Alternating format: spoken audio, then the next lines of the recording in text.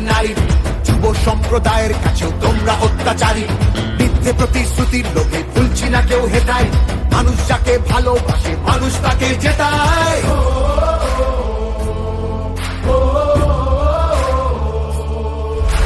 সব তোমাদের অবহেলা এই বাংলার প্রতি। মিথ্যে প্রচার মিথ্যে কথায় করছো সবার ক্ষতি। এই জমিতে তবু তোমার হয়নি মালিকানা। এবার তোমার ভাষার হবে সেটা সবার জানা।